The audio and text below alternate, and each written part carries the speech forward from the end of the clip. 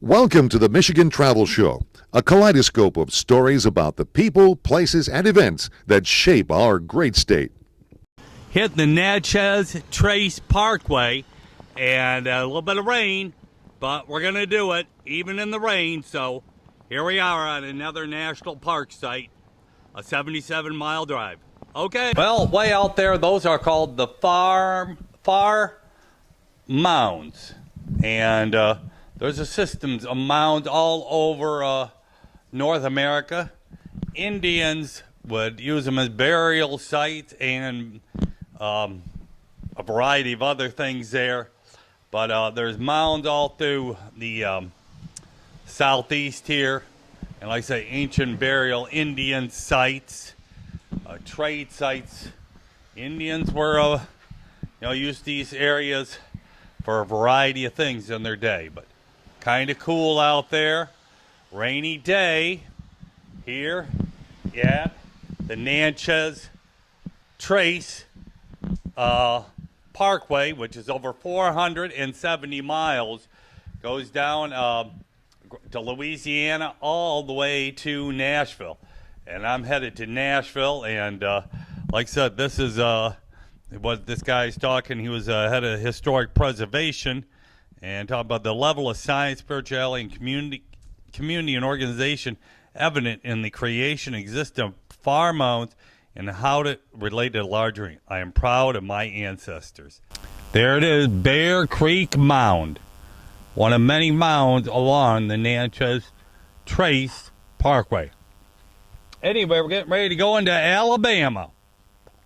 This parkway covers 4 states, and getting ready to keep on going north on it, all the way up to Shiloh National Battlefield. As I said, this parkway was 470 miles, and now we're going into Alabama as part of it. So a 4-state parkway of 470 miles. Finally made it. Shiloh National Military Park. Well, this is in just over the border north of Mississippi. This was a major battle during the Civil War. General Grant won this one in Vicksburg and became a Union general after that. So anyway, over there you see a couple cannons and a statue. The rain has kind of quit. You can tell it's kind of green here. Cornice Civil War battlefield is down the road, which I stopped at a few days ago. And, they always put up with the wood fencing here. And I'm going to drive into the park and take some pictures and do a little video, give you a sense of the feel of the Civil War battle here. All these cannonballs stacked up into a triangle or a pyramid is special spots throughout the battlefield. I've seen a few. This first one I've been close to. I'm here at the Visitor Center of Shiloh National Military Park, and there's some plaques here that will tell us about the battle fought here in 1862. This is the Shiloh battlefield of 1862. They say little has changed here since 1862, and there's 40 farms, old growth forests, wagon roads, the Tennessee River, and 3 pointed creeks define the landscape. Farms are gone, cleared fields remain, forest younger and more dense, but remains in place. Today's paved roads were wagon roads that link the river and 2 nearby railroads. Of the more than 70 log structures, 2 churches, farmhouses, and barns that died of the land, only 1 remains today. Well, all the farmers that lived here, along with their fields, all suffered the 2 days of fighting. The battle scars remained long after the last shot was fired. When the battle began, we're down in the bottom, Sibley tents, like those shown above, covered the landscape. 5 division camps for General Ulysses S. Grant's Army of the Tennessee extended from Pittsburgh Landing past Shiloh Church, over 2.5 miles to the southwest. Battle of Shiloh was fought in around this tented military encampment. We are at Pittsburgh Landing in Tennessee. See it right there. It's hard to envision all of it just looking at a map here, but we're right alongside the Tennessee River. Not this exact spot, but close by. Anyway, there's the bookstore, general store, Pittsburgh Landing, Tennessee. And so this is one of numerous battlefields I've visited over the years. In the 1890s, the Civil War veterans wanted to preserve a bunch of the battlefields. Well, Union and Confederate rallied to preserve this site and others that I've visited. So they created the Shiloh Battlefield Association in 1893 to acquire the land. It succeeded. Congress established Shiloh National Military Park on December 27, 1894. And with a few other things that happened, but 40 years later, on June 10th, in 1933, the park was transferred to the National Park Service. So this is just, like I said, one of 423 sites that the National Park Service runs. They run all the national parks, national battlefields, national monuments, national seashores, national historical sites, all, like I said, 423 of them. So it's kind of interesting, and of course this was the largest land battle fought during the 1862-1863 campaign for military control of the Mississippi River. So this was definitely a major battle in that time frame. Like I said, I was just over at Chattanooga Battlefield a few weeks ago.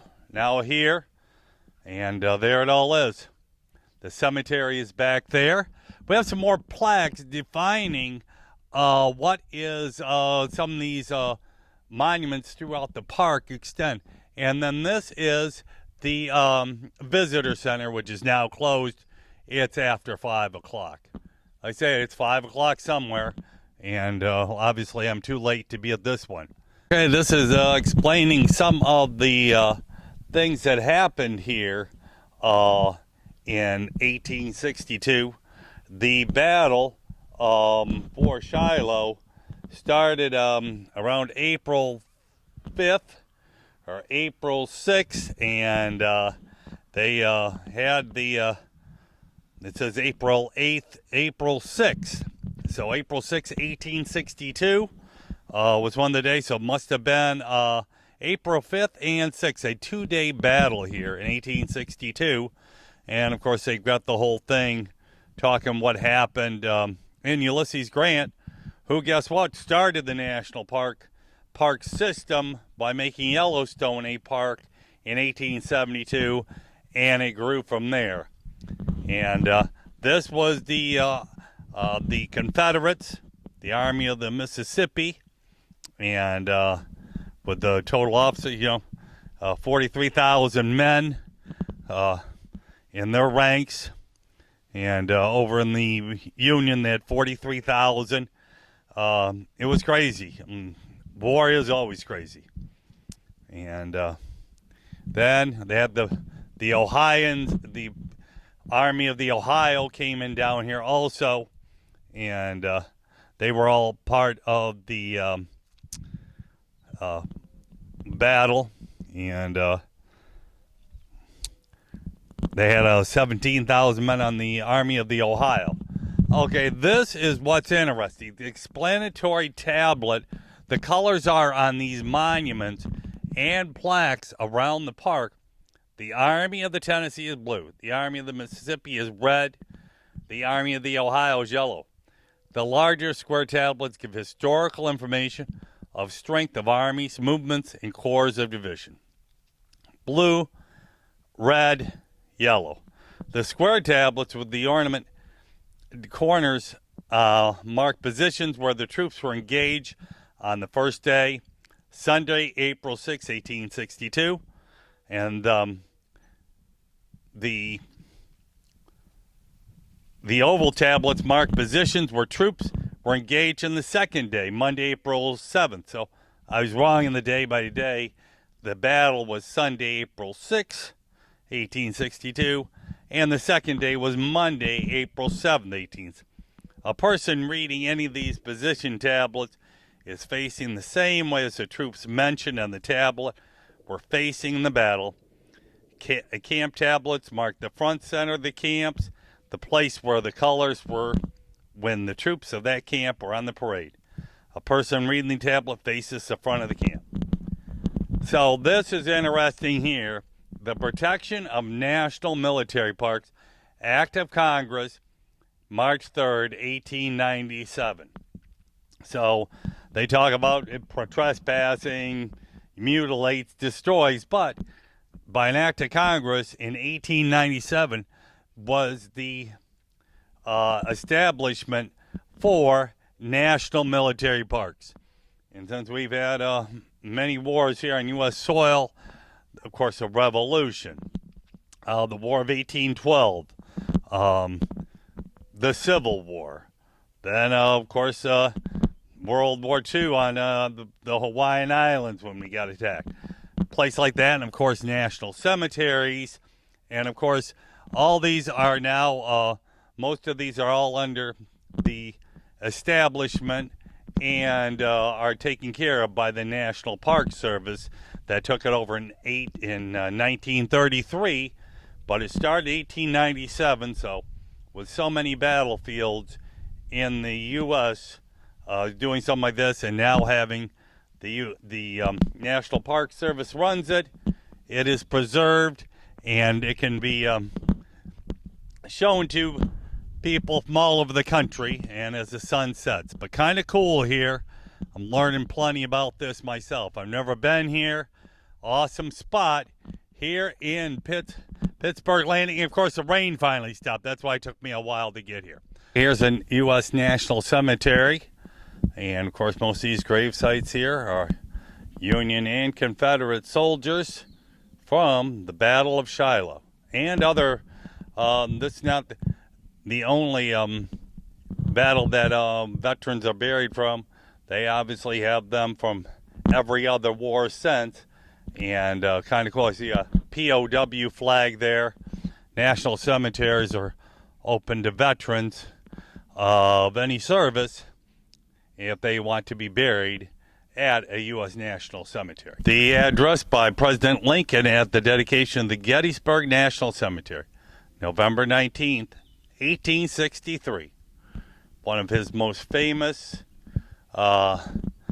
speeches and documents that ever came out from a president of the United States. There's Shiloh National Cemetery. After the battle, federal soldiers buried dead from both sides where they fell.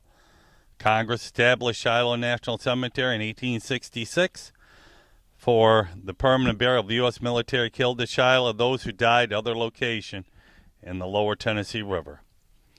Bodies of federal soldiers from 506th were recovered and reburied here. Later, Congress established a national park in 1894.